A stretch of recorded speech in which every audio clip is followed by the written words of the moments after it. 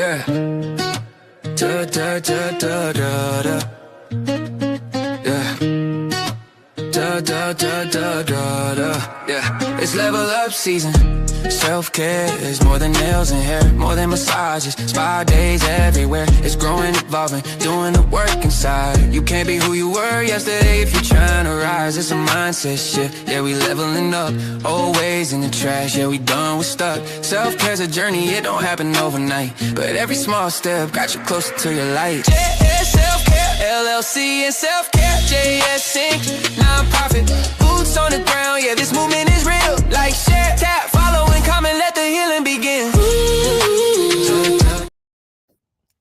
Hey guys, we are back doing this podcast thing, and I wanted to get on here and just tell you what to expect, to see if anyone wants to sponsor our podcast, and to show you that, we're live on Facebook, Instagram, and YouTube. So I want to thank all of you guys for joining. I hope that you guys are not too busy and you can enjoy this live broadcast. So my name is Janelle. For those that don't know, I'm the founder of JS Self-Care LLC. I'm also the founder of Self-Care JS Incorporated. And let's talk about JS Self-Care. JS Self-Care, I coach people all over the world, and I help them learn how to take care of themselves. Can you guys hear me? I was hoping my mic's on. I hope you guys could hear me. Can you guys hear me? Put a thumbs up. Let me know in the comment section, because I don't know if you guys can hear me. You guys should be able to hear me. Probably not.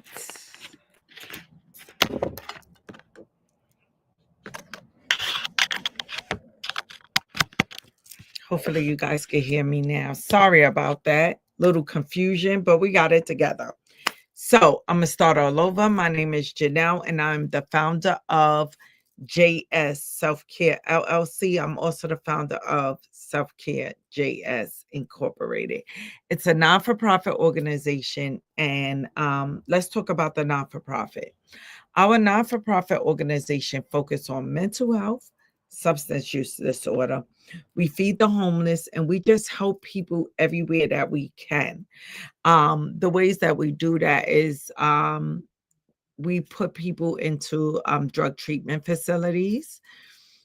We feed the homeless. We just help people in need and with clothing. And through our grants, that's how we get funded. We get funded through grants and through community help. Our organization is a boots to the ground organization. So when you say boots to the ground organization versus a big organization, right? So I'm going to talk about what a boots to the ground organization is. That means that we're actively outside. I don't have a brick and mortar. What I do have is I have a storage unit that I'm at every day. And I supply people with harm reduction supplies. So I'm what you consider a harm reductionist.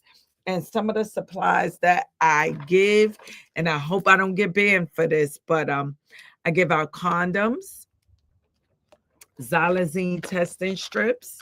These are what we do. We give these out. We put them in baggies.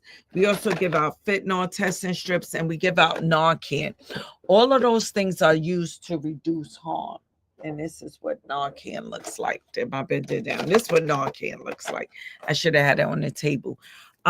So as a harm reductionist, I use those items to give out to people who are homeless and people who are struggling with substance use.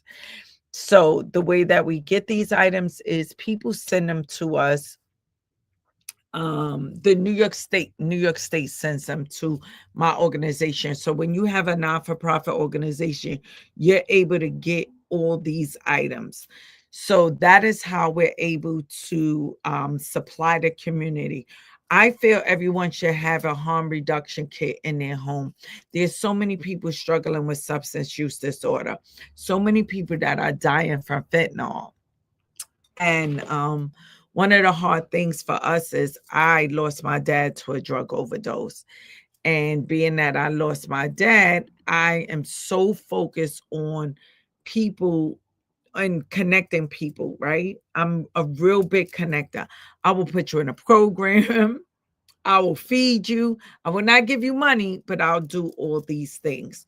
So just a little bit as to, why or how I turn my pain into purpose, which is very important. I want my viewers and I want the people that follow me to really understand why I do what I do and why I'm so passionate. And some of you guys probably like, you everywhere and you don't sleep. I do sleep. I take naps too sometimes. But hello, thank you guys for tuning in. So let me just give you the backstory to our organization and why your support is always needed. And I am launching something from February 1st to February 28th. I'm asking for donations, and I'm going to tell you all why I'm asking. I'm not just asking for money, I'm asking for donations. So on May 18th, 2021, I came home from the doctor.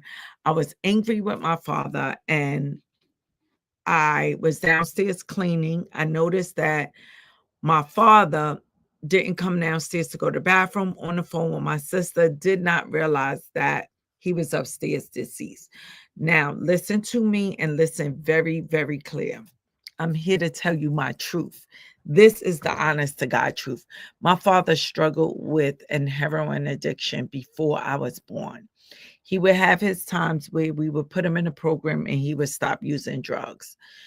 This time it was Mother's Day. We went to go see my mother my mother is buried at Kensico. We went to go see my mother, that's in New York. And we went to the Bronx, normal stuff. We're from the Bronx. My dad is from the Bronx. We're well known in the South Bronx. We went to the Bronx. My dad relapsed. We came back upstate to Orange County, where I actually live.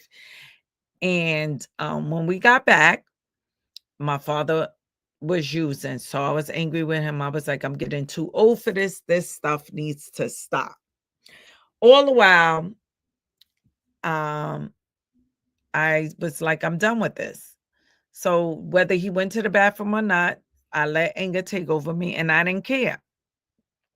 After a while, my baby sister Joy, and she knows I always tells this story, so it's not a secret. Joy was like, Janelle, you got to go in the room and at least check on daddy, make sure he's okay. And you guys are probably like, y'all was in the same house. Yep.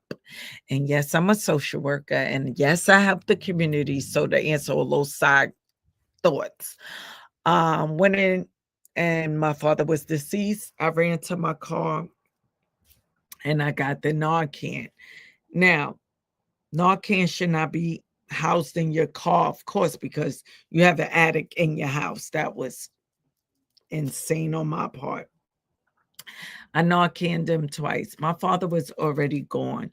And he died not because he died of a heroin overdose. He died of a fentanyl overdose. That was never his drug of choice. But now they're lacing these drugs with fentanyl. We're seeing little children, our teenagers who smoke the weed with fentanyl in it. So I was sitting on the couch and I'm like, I got to do more. I got to do more. And then I went to work and a fellow social worker, she was not being mean at all.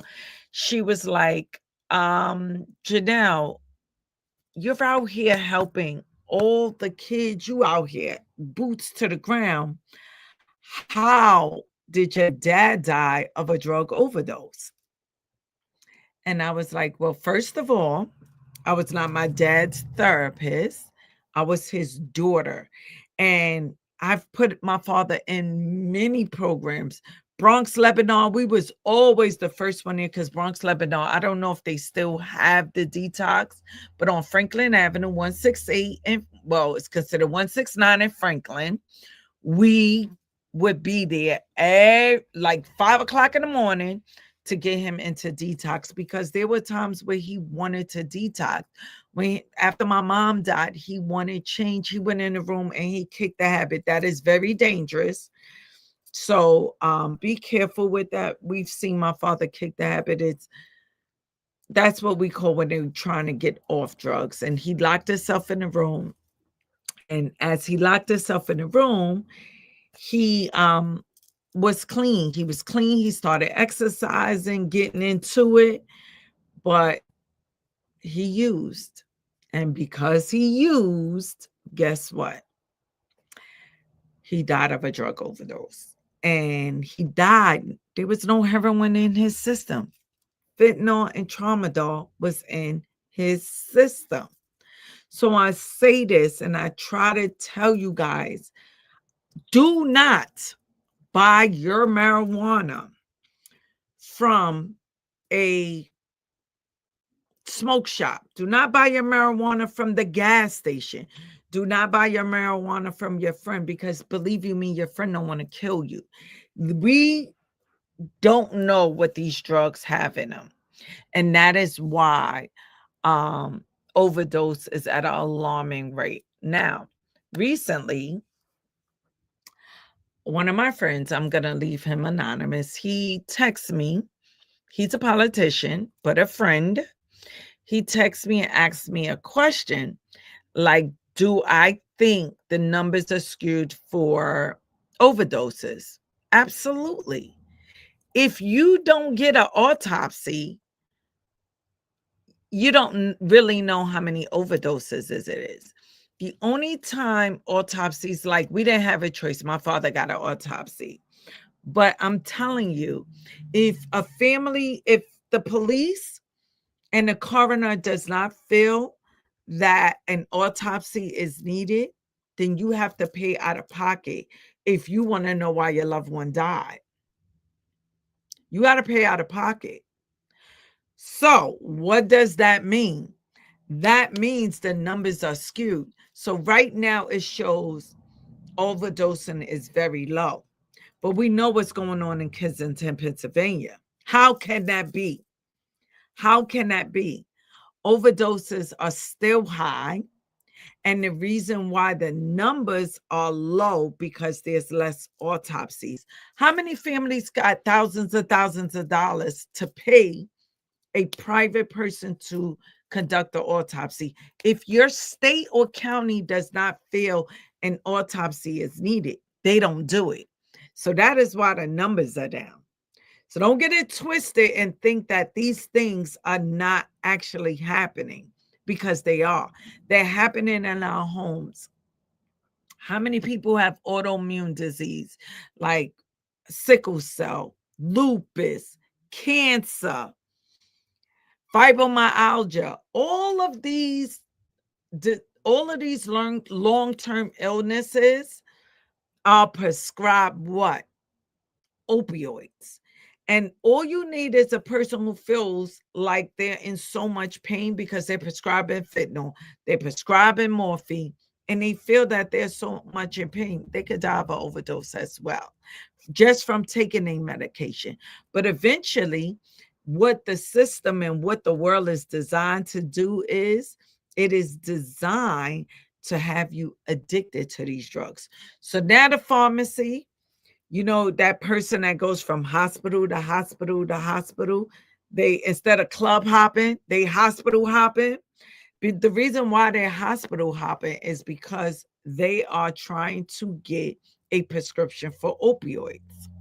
So what happens? They then can't get it from the hospital. So what do you think really happens?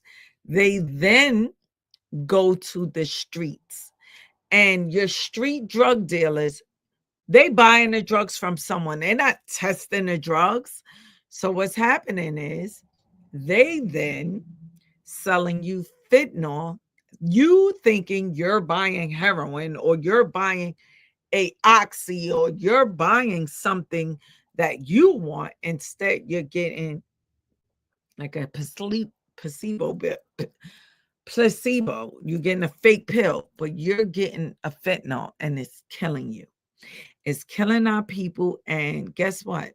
Not okay. Not cool. Shouldn't happen. So I wanted my first live that I'm doing on TikTok, YouTube, and Facebook. I want you guys all to know that There is a struggle. I am struggling. I can't help without you guys' help. And this live is not about begging you for money, because I ask for hats, gloves, scarves. If you could donate finances, we have three three bills that we pay. We don't have a brick and mortar, so we have a storage unit, which is $126 a month. We have insurance on our organization. You have to have insurance on your organization, because even though we out there doing good, there's someone also out there trying to sue us for no reason. So we pay insurance, which is $36. And we have Zoom and StreamYard and internet. Those things help us get the word out, right? So those are our ways of communicating with the community. So if you find it in your heart, go to jsselfcare.org and donate.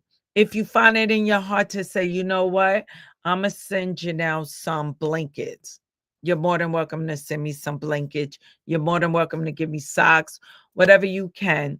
It's greatly appreciated. But today, guess whose birthday it is?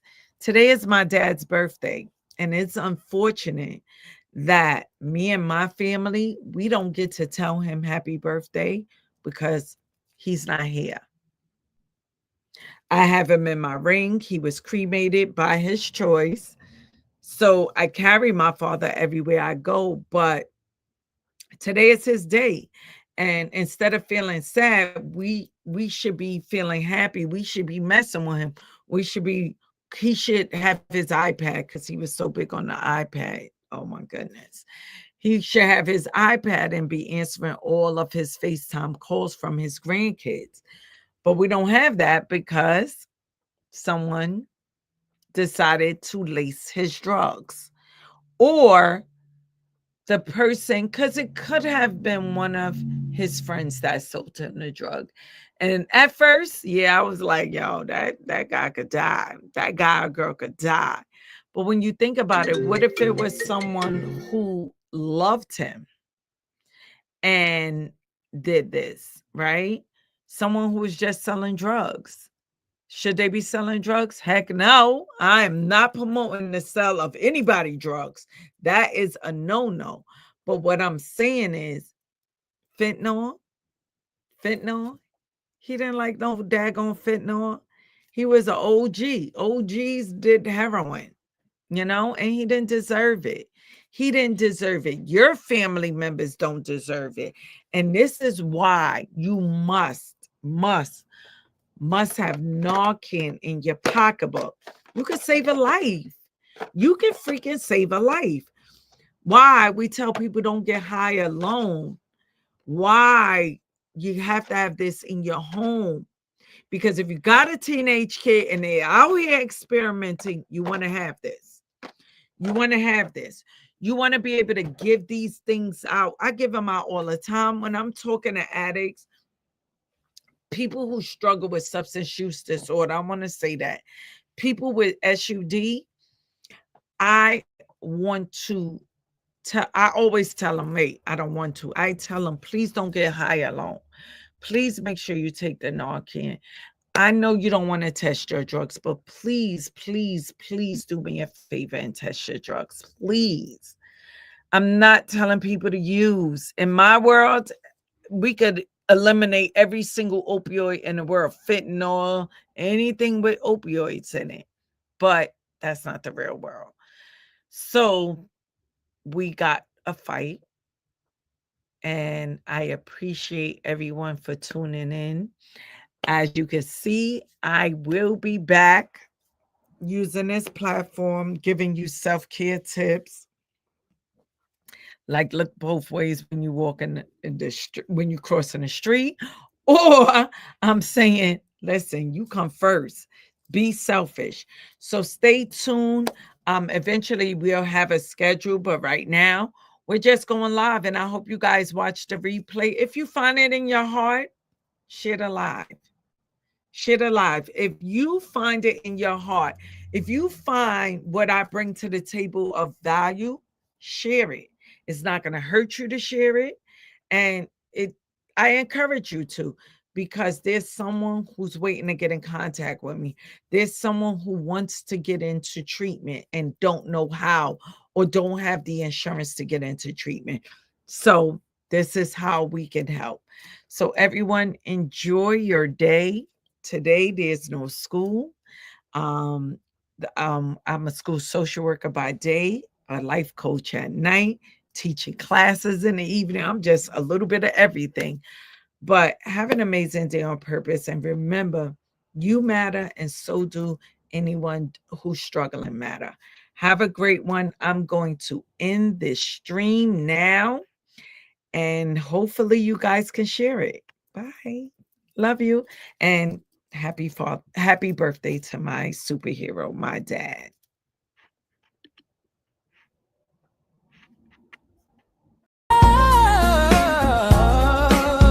We're building healing heart by heart. JS Self-Care, that's where your new start. Ooh. If you wanna help us do even more, visit your self-care, or to support the cause we stand for. Visit your self-care. Take care of your mind, your body, your soul. Growth takes time, but you're closer to home.